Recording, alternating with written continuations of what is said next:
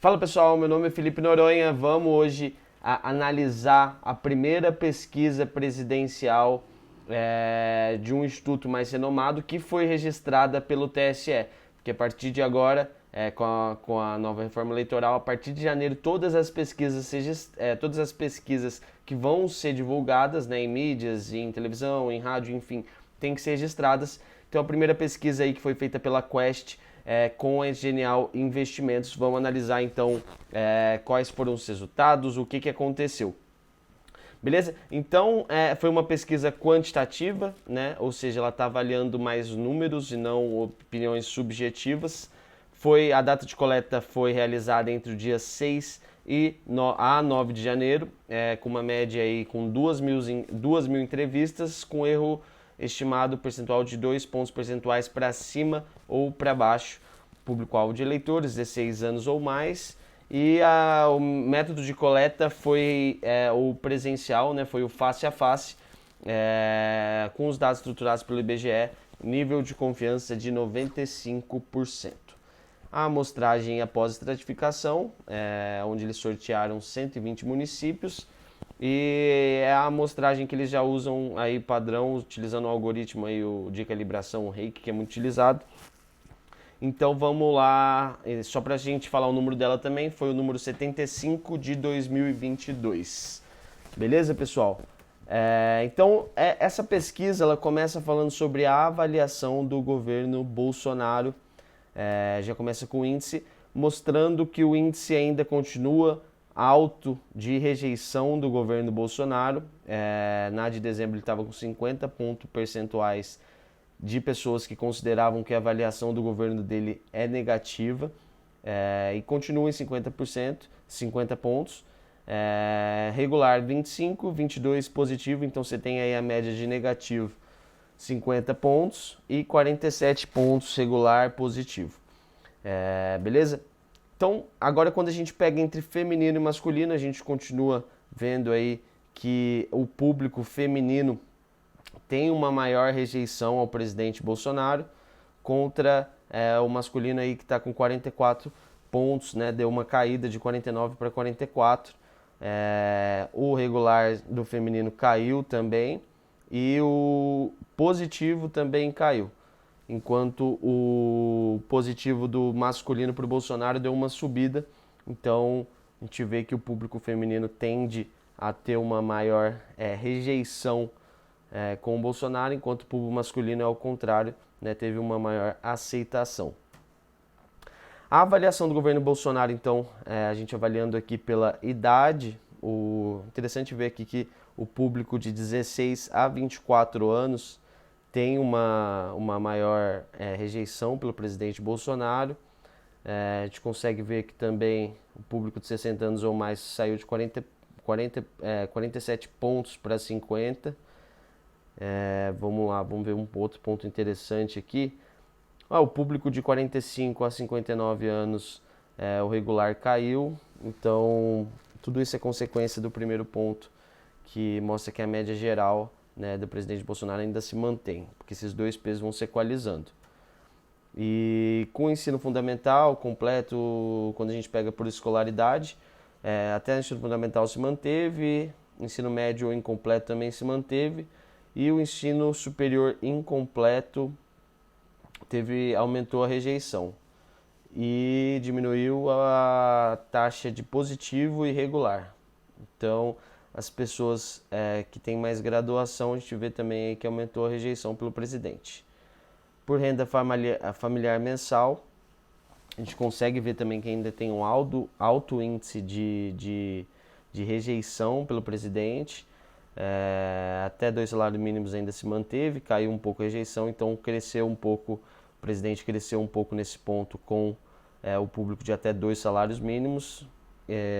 A gente consegue ver também que ele cresceu um pouco entre 2 salários mínimos e 5 salários mínimos, e quando a pessoa ganha mais 5 salários mínimos, aí sim o Bolsonaro teve uma rejeição aí. Então a gente consegue ver interessante isso, que da faixa, quando a gente pensa em renda familiar mensal, aonde está tendo mais transição para queda, para rejeição do Bolsonaro, está vindo de pessoas que recebem mais de 5 salários mínimos.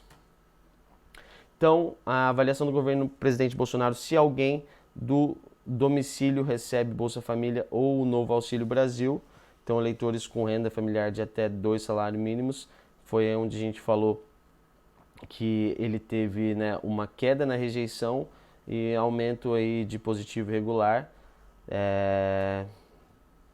Fizeram isso para avaliar como que está sendo, né, porque a transição que o governo Bolsonaro está tentando de bater forte no Auxílio Brasil. Por região, o presidente Bolsonaro no Centro-Oeste aumenta a rejeição e diminui a aceitação. No Nordeste, interessante, isso daqui ele cai de 61 pontos para 56 de rejeição, então caiu a rejeição dele no Nordeste, caiu a rejeição dele no Norte. No Sudeste, a rejeição dele aumenta, no Sul, a rejeição dele aumenta. Então a gente, né, consegue ver aí que Sul, Sudeste, Centro-Oeste, rejeição aumentando, Nordeste e Norte, rejeição do Bolsonaro caindo e a aceitação dele subindo. Por religião, isso aqui é um dado interessante, vamos ver. Católico se mantém com uma aceitação do Bolsonaro aí entre 24 no regular, positivo subiu 1 ponto e negativo para rejeição se manteve estável, 55 pontos. Os evangélicos, olha que interessante, de 35 pontos, os evangélicos subiram para 36 de rejeição.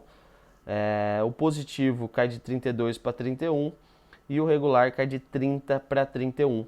Outras religiões, a rejeição dele caiu e para a pessoa que não tem religião, ele subiu de 52 para 58 pontos percentuais.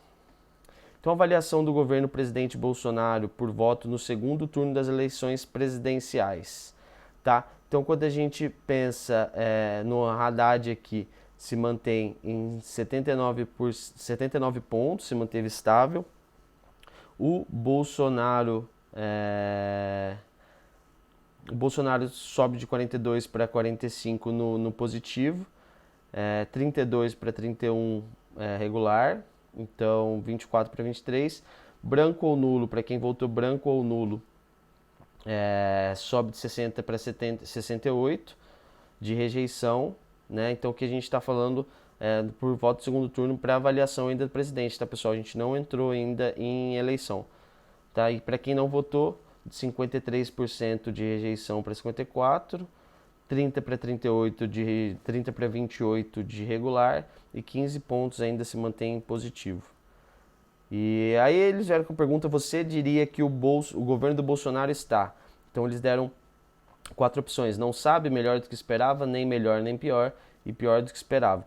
Então, comparado aí com julho de 2021, de 48 para 55% acham que o governo Bolsonaro está pior do que se esperava. 31 para 28, então caiu aí 3 pontos, nem melhor nem pior, se manteve estável. 19 caiu para 15, as pessoas que acham que está melhor do que esperava, e subiu 1 ponto por cento aí quem não sabe ou não soube responder. Então, e aí quando agora eles falando a mesma pergunta, só que para a base de eleitores do Bolsonaro em 2018, ou seja, as pessoas que votaram no Bolsonaro em 2018, mesma pergunta: você diria que o governo Bolsonaro está? Então, 28 saltou para 36 pontos percentuais acham que está pior do que se esperava. Então a gente vê que a base do governo Bolsonaro está diminuindo, né, pela pesquisa.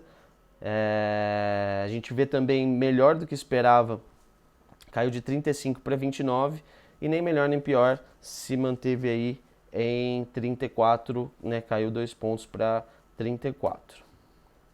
Aprovação do jeito que o presidente Jair Bolsonaro está lidando com.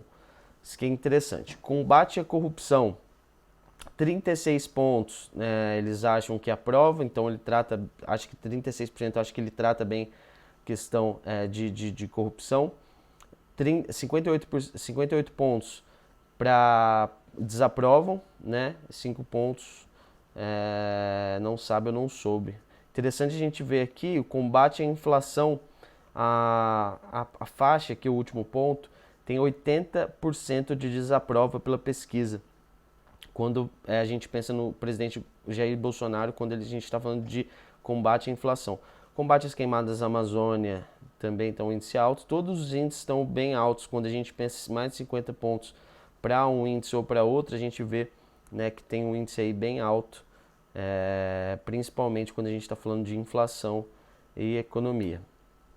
Aprovação do jeito que o Jair Bolsonaro está lidando com a pandemia da Covid-19. Então, comparado com julho, de 47, que já era o índice alto, subiu para 54 pontos para negativo. 28 pontos caiu para 23 positivo e 23 caiu para 22 de regular. Tá? Aprovação do jeito que o presidente Jair Bolsonaro está lidando com a pandemia. Agora, quando a gente pensa por sexo, novamente a gente vê que o público feminino saltou, teve um grande salto pela pesquisa, 14 pontos, saiu de 47 para 61, o de rejeição, né, trata como uma forma negativa, o masculino se manteve de rejeição, mas caiu no positivo e subiu no regular. Já o feminino caiu no positivo, caiu no regular, subiu no negativo, tá bom? Então agora vamos entrar ir direto para as eleições, que é o ponto que eu acredito que muita gente está querendo saber, detalhado. Então, intenção de votos para presidente espontânea. O que é espontânea? Espontânea é quando você não fala os nomes para a pessoa que está sendo entrevistada. Você simplesmente fala, se as eleições fossem hoje, em quem você estaria votando para presidente? E não mostra os nomes ainda. Então, muita gente compara de dezembro para janeiro, onde 54 pontos tinham em dezembro indeciso, cai para 52. O Lula sai de 23 pontos para 27. Bolsonaro sai de 15 para 16. O branco nulo não pretende votar, cai de 4 para 3. Sérgio Moro cai de 2 para 1. O Ciro se mantém em 1 ponto. O Ciro aí que está tentando decolar essa campanha tem alguns meses já. A gente vê também, então, interessante que pela pesquisa o Sérgio Moro, que estava, né, tentando fazer uma crescente aí, caiu novamente. E o Lula, que foi o principal ponto da pesquisa como um todo, que teve um aumento. Aí a gente já vem para outra pergunta que ainda não a pesquisa comparativa com todos, que é a pergunta que é o seguinte: nas eleições de 2022, você prefere que vença o Lula, então caiu de 46 para 44, ou nem o Lula nem o Bolsonaro, então quando a gente está pensando mais em terceira via nesse ponto, então subiu 2 pontos, de 24 para 26, o Bolsonaro cai de 24 para 23 e não sabe ou não soube responder 7 pontos. Então aí agora sim a gente vem para a estimulada, que é onde você mostra os nomes, e que se as eleições fossem hoje, quem que você votaria em primeiro turno para presidente? Então a gente vê aí o Lula com 45 pontos, o Bolsonaro com 23 pontos, Sérgio Moro com 9, Ciro com 5, João Dória com 3, Simone Tebet com 1, Rodrigo Pacheco não atingiu 1 ponto, Felipe Dávila também não atingiu 1 ponto, branco, nulo ou não vai votar 8 pontos e indeciso 9 pontos. Então aqui, gente, foi o principal ponto comentado aí pela essa pesquisa. Por quê? Porque se a gente somar 45 pontos do Lula contra os 23 do Bolsonaro, 9 do Sérgio, Ciro com 5, João Dória com 3, Simone Tebet com 1, a gente vê que vamos fazer a somatória rapidinho, dá 10, 30, 33, 38, 41. Então a gente tem o Lula ganhando em primeiro turno aqui, porque ele tem mais que a metade dos votos válidos. Beleza, pessoal? Então esse foi a pergunta mais polêmica, né, sobre sobre essa pesquisa, que gerou mais alvoroço, né? Então, só recapitulando, Lula com 45 pontos, Bolsonaro com 23, Sérgio Moro com 9, Ciro Gomes com 5, João Dória com 3, Simone Tebet com 1. Tá, agora intenção de votos para presidente estimulada, a média de todos os cenários. Então, o Lula, que vinha vindo aí com 44, 45, 45, subiu para 48, caiu para 47, caiu para 45. E o Bolsonaro, que estava com 28, foi caindo, foi caindo, foi caindo, chegou em novembro, chegou a 21 pontos, subiu para 25 e agora retorna para 23. O Sérgio Moro, que estava em 11, estava em 11, 10, 8, né, andando ali junto com o Ciro. Aí o Ciro passa em outubro o Sérgio Moro, aí em novembro o Sérgio Moro passa o Sérgio Moro cresce em dezembro, em janeiro agora cai um ponto para 9 e o Ciro cai bem, teve uma queda aí se comparar de outubro de 2021, que ele tinha 11 pontos, caiu para agora janeiro com 5 pontos. A campanha do Ciro aí, que ele está tentando retomar faz tempo, mas não está conseguindo decolar. Quando a gente pensa então em qual que é a sua segunda opção de voto, o Ciro aí sim, ele tem um grande ponto. Eu acho que é por isso que eles estão insistindo tanto na campanha do Ciro, porque ele tem de seus 18 pontos percentuais, o Sérgio Moro 14 pontos, Lula 8, João Dória 6, junto com o Bolsonaro com 6 também, Simone Tebet 4, Rodrigo Pacheco 2, Felipe Dávila 1, branco nulo ou não vai votar 33, é um número bem elevado, e indecisos 9 pontos. Então, quando a gente pensa aqui também agora, qual a sua segunda opção de voto por intenção de voto no primeiro turno, tá? Então a gente está falando de primeiro turno, qual que é a sua segunda opção de voto? Os eleitores de Lula têm o Bolsonaro como segunda opção de voto, 5 pontos dos eleitores do Lula tem. Então a gente vê que a segunda opção de voto, o Ciro Gomes tem 28 pontos como segunda opção para quem vota no Lula. Então você vê aí numa eventual desistência do Ciro para concorrer, a gente vê que esses votos, boa parte, pode ser transferidos para o Lula. 10 pontos da segunda opção do Lula é o Moro, 8 pontos Dória. Vamos ver outro ponto aqui interessante, senão a gente vai ter que ficar falando todos, a gente vai ficar 10 horas aqui. Dos eleitores do Bolsonaro, 24% vota no Sérgio Moro como segunda opção, 9% vota no Lula, no Ciro também, e branco não vai votar 37%, que fala que tem só como primeira opção o candidato, tá? Do Ciro, então a gente vê novamente aí, segunda opção, 40 pontos o Lula. Então vou retomando aquilo que eu falei, numa eventual desistência do Ciro, boa parte dessa transição pode vir para o Lula, e tem também como segunda opção aí o Moro. Quem vota no Moro? A segunda opção é o Bolsonaro, então, e o Lula tem 15 pontos, então a gente vê aí pela pesquisa que 15 pontos do Sérgio Moro votaria em Lula como segundo turno. Do Dória, né, a maior porcentagem de segunda intenção de voto seria para o Lula, e em outros a gente vê que o Lula fica na frente ainda, e seguido pelo Sérgio Moro e depois Bolsonaro. Votos de segundo turno, então, vamos lá. Intenção de votos para segundo turno estimulada, tá, gente? Mostrando nomes. No cenário 1, entre Lula e Bolsonaro, num eventual segundo turno, o Lula ganha com 54 pontos contra 30 pontos do Bolsonaro, e onde 13% fica em branco e nulo e 3% indeciso. Num cenário 2, entre Lula e Sérgio Moro, o Lula ganha com 50 contra 30 do Sérgio Moro. No cenário 3, entre Lula e Ciro, Lula ganha com 52 contra 21. No cenário 4, entre Lula e Dória, Lula ganha, bem mais parado. No cenário 5, Lula ganha, entre Lula e Rodrigo Pacheco, ganha 57 pontos. E no cenário 6, Bolsonaro e Sérgio Moro ganha com 36 pontos contra 30 do Bolsonaro. E no cenário 7, entre Bolsonaro e Ciro Gomes, o Ciro ganha com 39 contra 32 do Bolsonaro. Isso daí, esses pontos que vão fazer o Ciro cada vez mais não desistir, por isso que eu não acredito na desistência do Ciro para a campanha.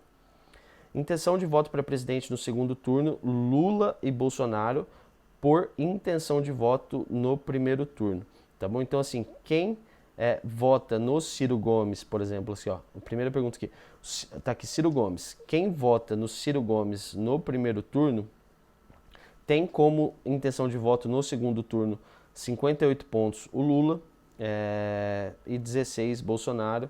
Quem vota no Sérgio Moro no primeiro turno, vota no Bolsonaro com 36% contra 26% do Lula. Quem vota no Dória, vota 50% no Lula no segundo turno e 23% no Bolsonaro. Branco e nulo se mantém ainda, branco e nulo numa alta porcentagem, mas a maior parte vai para o Bolsonaro. E os indecisos, quem fica indeciso no primeiro turno, no segundo turno, entre Lula e Bolsonaro, onde vai ficar bem polarizado, 22% vai para o Lula, 10% Bolsonaro e 48% continuam indecisos. Conhecimento e chance de voto. Vamos lá. Então aqui, gente, o que é isso? Aqui a gente tem 5 pontos. Então a pergunta é se você conhece, votaria. Se você conhece, poderia votar. Se você não conhece, se você conhece e não votaria. Ou se você não sabe ou não soube responder. Beleza? Então a gente vê aqui que o Bolsonaro ele tem 66% de conhece e não votaria. Isso daí é um índice muito alto de rejeição. E é o que eu sempre falo, num eventual segundo turno, ganha quem tem menos rejeição. Então a gente vê aí que o Bolsonaro, né, comparado com o Lula, ainda tem uma discrepância muito grande de rejeição. O João Dória tem uma grande rejeição também, com 60 pontos. O Sérgio Moro, uma grande rejeição com 59. Ciro, 58. Não imaginava o Ciro não com uma rejeição, mas não votaria com esse daí.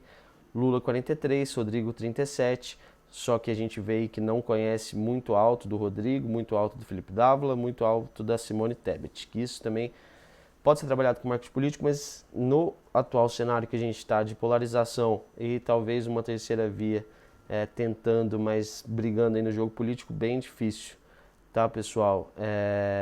Então, mas a gente vê que o Ciro também tem 20% de pessoas que conhecem e poderiam votar. E o Lula também, 19% de pessoas que conhecem e poderiam votar. Problemas e corrupções, e percepções, desculpa, gente, problemas e percepções, tá? Quando a gente pensa, então, agora no agregado aí, qual que é o principal problema do país, a gente vê ainda que o principal problema do país hoje para as pessoas é a economia, mesmo tendo caído aí de novembro, estava com 48%, não estava estourando ali essa crise de economia, mas caiu para 37%, mas ainda é o principal problema. A pandemia, a gente vê que está retomando o crescimento de novo. Lá em julho de 2021, ela estava com 41%, foi caindo, chegou em novembro, 17%, mas agora aí com as novas variantes, foi para 19%, e nesse mês de janeiro que está tendo muito caso, foi para 28%. As questões sociais ainda são tá numa vertente de crescimento, mas teve um ponto que diminuiu, e corrupção está se mantendo entre 9 e 10, sendo em 9 no mês de janeiro. Intenção de voto para presidente no primeiro turno, quando a gente pensa em principais problemas. Então, beleza, quem acha que corrupção é o principal problema do país, vota 36% no Bolsonaro.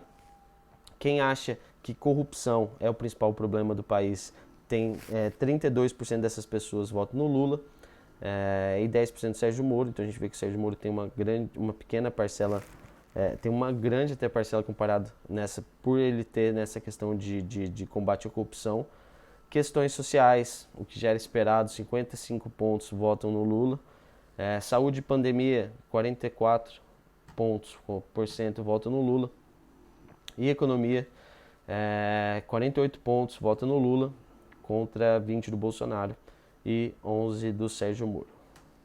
O principal problema do país, agora é quando a gente fala apenas em fatores econômicos, tá bom, pessoal? A inflação fica em último, né, com 9%. Crescimento econômico que foi muito grande aí em novembro, 23 pontos, caiu para 10 pontos. e desemprego se mantém na primeira ponta com 17 pontos. O principal problema do país apenas questões sociais, a fome lidera.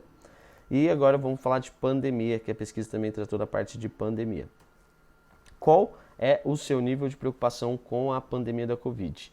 Então a gente vê uma curva, né, no vermelho, uma curva meio que em U, está tentando formar um U aí, onde em julho estava estourado com 79 pontos, foi caindo 66, 59, 55 e está retomando agora para 69% de pessoas que estão muito preocupadas. Quando então a gente vê essa curva ao contrário, com um pouco preocupado, que estava em 17, 27, 32, 35, 30, caiu para 25 e uma curva levemente menos agitada para nada preocupado, que de pessoas que estavam em 3, 7, 9, 10, 7, 6, tá? Então, por sexo, a gente vê que as mulheres se dizem mais preocupadas do que os homens quando falam em muito preocupado. Pouco preocupado se mantém parecido com o dos homens. Em relação à situação da pandemia de Covid no Brasil em 2022, você avalia que está sob controle e a vida voltará para a normalidade em 2022? 14%. Vai voltar com as novas variantes, 51 pontos, né? Então lidera, e vai ficar estável como agora, com muitos casos, mas não muito numerosos, 30 pontos. Acredita que a decisão de vacinar crianças de 5 a 11 anos contra a Covid-19 está correta? Né? Um ponto aí que está sendo bem discutido essas últimas semanas. E 72 pontos falam que sim, as crianças devem ser vacinadas agora. Tem 3 pontos falando que nem o outro lado estão certos. E 20 pontos falando para não, as crianças não devem ser vacinadas agora. Tá? E agora vamos para a economia. Como ficou sua capacidade de pagar suas próprias contas nos últimos 3 meses? 51 pontos fala que piorou, né? Piorou a sua capacidade de arcar com as suas contas. 30 pontos falam que ficou igual e 18 pontos falam que melhorou. Como ficou sua capacidade de pagar suas próprias contas dos últimos 3 meses dividido por renda salarial? De 2 salários mínimos, a gente vê então que o maior índice de que não está conseguindo arcar com suas contas está entre pessoas que ganham até 2 salários mínimos. Agora, por região, a gente vê que o Nordeste está falando que está com mais dificuldade de arcar com suas contas, enquanto que o Norte é a região que está falando que está arcando melhor com suas contas. Avaliação, então, do governo do presidente Jair Bolsonaro por capacidade de pagar suas próprias contas nos últimos 3 meses. Então, a gente vê que as pessoas que falaram que melhorou, falam que o governo Bolsonaro, 43%, falam que foi positivo. As pessoas que falam piorou, né, então, assim, culpam, né, pela pesquisa o governo do Bolsonaro, então colocam 60 pontos. Pensando na economia no país como um todo, você diria que no último ano a economia do Brasil ainda se mantém alto, com 66 pontos, piorou, estava 62 em agosto de 2021, chegou a 73 e teve uma queda agora para 66%. 20% ainda se mantém que ficou do mesmo jeito, que a economia ficou do mesmo jeito, 12 pontos falam que melhorou e 2 pontos não sabem ou não souberam responder. Pensando agora nos próximos meses do país, qual que é a sua economia, a sua expectativa em relação à economia do Brasil? Então a gente vê aí que em agosto 50% falavam que acreditam que vai melhorar, em outubro diminuiu, né, veio atrelado aí a Covid, mas agora está tendo uma expectativa de melhora por parte dos pensamentos dos eleitores. 28% acreditam que vai piorar e 24% acreditam que vai ficar do mesmo jeito. Pensando agora a mesma pergunta, só que entre homens e mulheres, a gente vê que os homens têm uma expectativa mais positiva sobre o futuro, enquanto as mulheres têm uma expectativa mais negativa. E aqui foi o perfil da amostra, então foi 53% feminino com 47% masculino. faixa etária, esses dados foram, né, cruzados com os dados que eles falaram no primeiro slide. Escolaridade, aqui a gente tem renda familiar mensal, região, então esses foram os extratos que eles utilizaram, religião, cor, raça, e foi essa então, gente, a pesquisa, foi a nossa né, resumão sobre a pesquisa, primeira pesquisa aí registrada do ano. Vamos continuando a analisar todas as pesquisas desse e de outros institutos. A minha ideia aqui é que a gente registre, a gente faça esse registro por instituto, porque é bem importante deixar claro isso para vocês, pessoal. Uma pesquisa, é ideal que você avalie o crescimento dela pelo mesmo instituto e não ficar avaliando vários institutos diferentes. Por quê? Porque você tem que analisar a tendência de queda ou de alta, né, de algum ponto aí. Não estou falando qual instituto eu acredito mais, não estou falando o que se está certa a pesquisa ou se não está. Eu acredito muito em dados, eu acredito que eles utilizaram uma estratificação justa, por isso que eles têm renome hoje no mercado, mas vamos avaliando outros institutos também para a gente ir comparando e vendo realmente o que está acontecendo. Para quem não sabe, eu sou diretor do Instituto de Pesquisa também, mas a gente faz pesquisas mais regionais voltada para o âmbito municipal. Sou especialista em dados também pela Harvard e eu gosto muito desse tema, sou especialista em marketing político, e eu gosto muito desse tema e vou continuar falando aqui com vocês. Tá bom, pessoal? Então, um forte abraço e a gente se vê em breve.